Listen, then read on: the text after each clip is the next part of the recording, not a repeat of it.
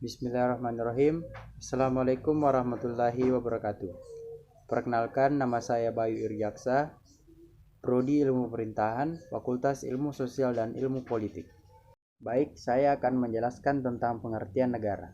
Negara dapat dipandang sebagai suatu organisasi dalam suatu wilayah yang memiliki kekuasaan tertinggi, yang sah dan ditaati oleh rakyatnya.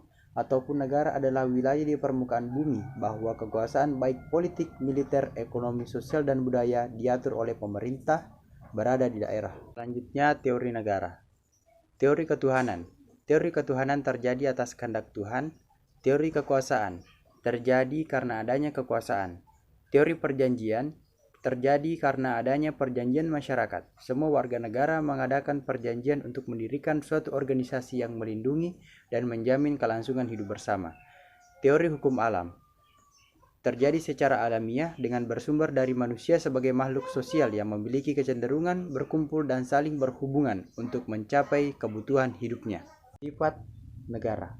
Sifat mengharuskan. Negara mempunyai sifat mengharuskan, ialah memiliki kekuasaan dalam menggunakan kekerasan fisik secara legal. Yang kedua, sifat monopoli. Negara juga memiliki sifat monopoli, di dalam ini mengemukakan tujuan bersama warga masyarakat. Negara ini bisa untuk memutuskan keberpihaknya atau juga aliran politik tertentu, tidak bisa serta dipublikasikan disebabkan berlawanan dengan apa yang sudah menjadi tujuan dari masyarakat. Sikap mencakup semua. Keseluruhan tata tertib serta perundang-undangan di sebuah negara itu berlaku atas semua orang tanpa pandang ras maupun agama. Selanjutnya, unsur negara. Wilayah merupakan sebuah teritorial yang menjadi kekuasaan negara serta menjadi tempat bermukimnya bagi rakyat sebuah negara. Rakyat merupakan penduduk yang berdiam pada suatu wilayah negara serta tunduk pada aturan yang sudah disepakati bersama. Pemerintah merupakan sebuah badan organisasi yang bertugas di dalam negara serta melaksanakan kekuasaan negara. Pemerintah tersebut berkewajiban untuk merancang serta juga mengambil keputusan untuk seluruh warga negaranya di dalam kepemimpinannya. Selanjutnya, pengertian bangsa. Menurut Kamus Besar Bahasa Indonesia, bangsa dapat didefinisikan sebagai kelompok masyarakat yang memiliki kesamaan asal keturunan, adat, bahasa, serta sejarahnya, dan memiliki pemerintahan sendiri. Selain itu, Otto Bauer mendefinisikan bahwa bangsa adalah sekumpulan orang yang memiliki kesamaan dalam sikap serta karakter. Hal ini disebabkan karena adanya persamaan nasib serta sejarah di masa lampau yang tumbuh serta berkembang di suatu negara. Kemudian, untuk pembahasan yang kedua, yaitu pengertian dari warga negara, penduduk, dan rakyat. Warga negara merupakan seorang atau individu yang tinggal dan menjadi bagian dari suatu masyarakat di wilayah tertentu. Penduduk adalah semua orang yang berdomisili di wilayah geografis suatu negara selama jangka waktu tertentu serta sudah memenuhi syarat-syarat yang telah ditentukan oleh peraturan negara. Rakyat merupakan sebuah bagian dari suatu negara serta unsur yang penting dalam pemerintahan.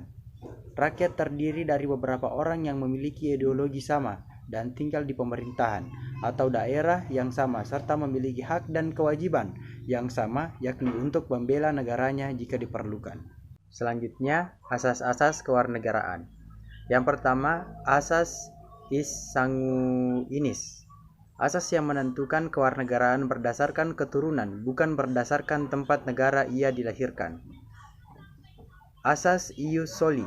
Secara asas yang menentukan kewarganegaraan berdasarkan negara tempat kelahiran diberlakukan terbatas bagi anak-anak sesuai dengan ketentuan undang-undang. Asas kewarganegaraan tunggal. Asas yang menentukan hanya satu kewarganegaraan bagi setiap orang. Asas kewarganegaraan ganda, yaitu kewarganegaraan ganda bagi anak-anak sesuai dengan ketentuan undang-undang. Selanjutnya, hak dan kewajiban warga negara menurut Undang-Undang 1945. Yang pertama, hak warga negara. Hak untuk hidup, hak untuk kemerdekaan dan keamanan fisik, hak menghargai kepribadiannya, hak untuk mendapatkan yang sama dalam hukum, hak untuk masuk dan keluar wilayah suatu negara, hak mendapatkan kebangsaan atau kewarganegaraan, hak memiliki benda dengan cara yang sah, hak untuk meluarkan pikiran dan perasaan, hak untuk memilih dan memeluk agama, hak untuk bebas mengeluarkan pendapat. dan kewajiban warga negara, yaitu menaati hukum dan pemerintah, ikut serta dalam upaya pembelaan negara, menghormati HAM orang lain, tunduk pada undang-undang. Hak dan kewajiban negara dan bela negara. Hak negara menciptakan peraturan dan undang-undang yang dapat mewujudkan ketertiban dan keamanan bagi seluruh rakyat, melakukan monopoli terhadap sumber daya yang menguasai hajat hidup orang banyak, memaksa setiap warga negara untuk taat pada hukum yang berlaku. Kewajiban negara melindungi segenap bangsa Indonesia dan seluruh tumpah darah Indonesia, memajukan kesejahteraan umum, mencerdaskan kehidupan bangsa, ikut serta melaksanakan ketertiban dunia berdasarkan perdamaian abadi dan keadilan sosial.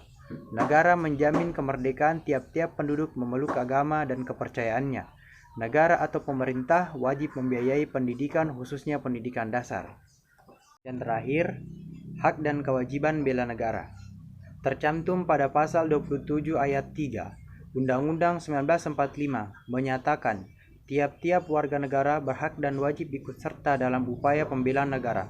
Tercantum pada pasal 28J ayat 1 yang menyatakan setiap orang wajib menghormati hak asasi manusia orang lain dalam tertib kehidupan bermasyarakat, berbangsa, dan bernegara. Sekian, jika ada salah kata mohon dimaafkan. Saya Bayu Irjaksa. Assalamualaikum warahmatullahi wabarakatuh.